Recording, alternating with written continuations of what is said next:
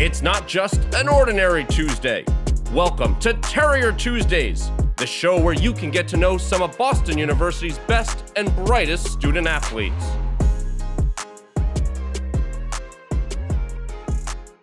Welcome to another edition of Terrier Tuesday. My name is Pat Lawler, and joining me today is Alex Dillon, assistant coach of the men's rowing team and a 2016 graduate of BU. Alex, thanks for joining us. Thanks for having me. Yeah, super excited to be here. Well, last week we had our annual BU Athletics fundraising campaign, part of the university's Terriers Together campaign, and men's rowing, as usual, made quite a splash. Your team is always one of the top fundraisers. You had 272 unique donors and raised close to $60,000, which is an incredible job. As an alumni of the program, what do you think it is about men's rowing and the alum that really turn out in support of the team?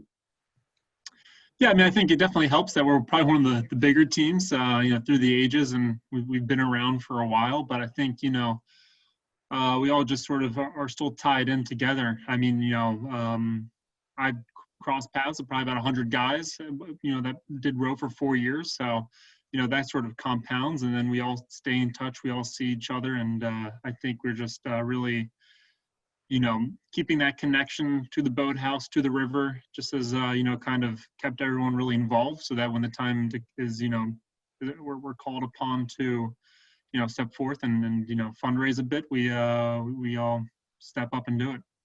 Yeah, I think it speaks also to the experience of the alumni, obviously, as a alum in 2016, a recent grad who came back to coach. Talk a little bit about what the rowing program meant to you as, kind of as a development as a person. Yeah, for sure. I mean, I think a lot of people that, spend a lot of time in athletics always look back as, a lot of their foundation was built sort of, on the race course, on the, whatever field of competition they were in. And certainly for us, I think we were really a tight group. So our identity really was, we were student athletes, but, the rowing side of it was really a big part of our identity. And, I think we've just stayed close, and, through that, just the bonds, the hard workouts in the boathouse on the river, really just, build a lot of character.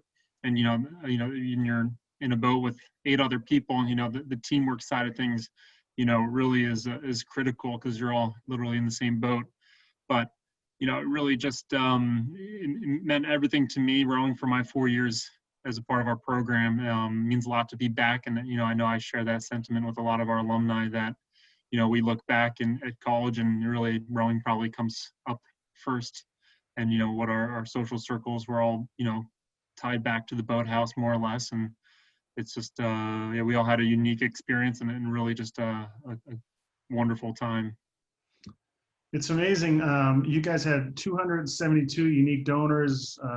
You won a few of the challenges as well. I think you might have won the daily challenges. Can you tell us a little bit about what was accomplished and kind of how it was achieved, in your opinion? Yeah, so, we do have a lot of alumni that, as I said, are connected to the program, and a lot of them stepped up. But I think one thing that kind of struck us and with Coach Perkins and Coach Bohr as well, was we saw that there were just a lot of people, like old parents or, friends of the program that, people who didn't necessarily spend their time at the boathouse like we did as alumni, but, still had that connection, got involved. And that was really cool to see that, we did obviously have a lot of alumni participate, but, it went further than just the alumni that, sort of our program has seemed to touch a lot of people sort of indirectly, which was pretty exciting to see. Yeah, anyone who's been around your program, the parents are such a big part of it on the dock each weekend, getting up early to see the competition. So it's such a family sport. I know all the sports are, but rowing really does have a great sense of family community. Speaking of, it's amazing you're able to raise as much as you did with the Head of the Charles being canceled this year. It kind of usually coincides with the Terrier Together campaign, obviously in October. Head of the Charles is the biggest alumni event of the year for you guys. It must have been really disappointing that the event was canceled. Tell us about that and how you guys are staying busy.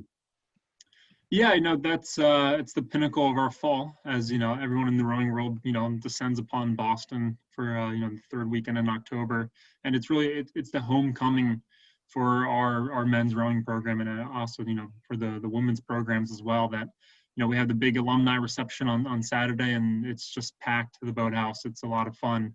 And, it's just the weekend that everyone kind of drops what they're doing and finds their way back to the boathouse, finds their way back home, which is always a lot of fun. And it was really, just tragic not to have that this year, not sort of reconnecting with all of, the guys that I rode with, and, all of our teammates and whatnot, and just even guys we didn't cross paths with that, rode years ahead of us or behind us.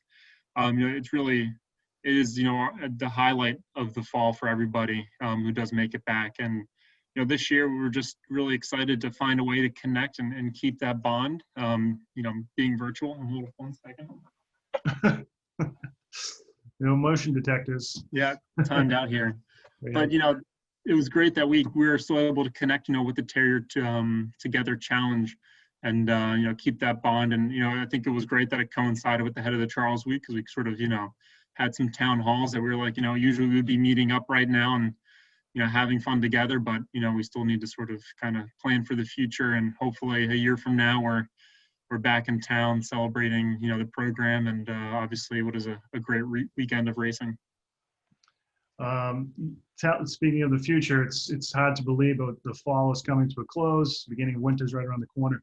What does the off season typically consist of for the rowing team? Tell our viewers until you can finally get back on the water again in the spring and head down to Clemson like you usually do. Tell us what the winter's usually like. Yeah, usually it starts with a lot of praying that it's going to be a mild winter, but it's usually just a lot of time indoors. We're fortunate enough to have access to a great weight room and training staff. Glenn upstairs, he keeps us busy, getting us stronger. The boys have a lot of fun in there, and then we're also fortunate enough to have a lot of ergs and the road perfects that we spend a lot of time on. We do a lot of technique, obviously a lot of hard workouts. It's fortunately it's only by the time we get back in January 5 or 6 weeks till we're down in Clemson on spring break, seeing some liquid water for the first time. But the guys definitely step up and appreciate the time where we're inside, putting in the hard work, sort of earning that time out on the water. Great. Well, we wish you all the luck going forward, especially with these uncertain times with COVID, that you folks will be back on the water. Congratulations on an amazing job with Terriers Together and the fundraising, especially from all your young alum and the bonuses that you guys took home. Great job by your entire coaching staff, Alex and Tom Bohr as well.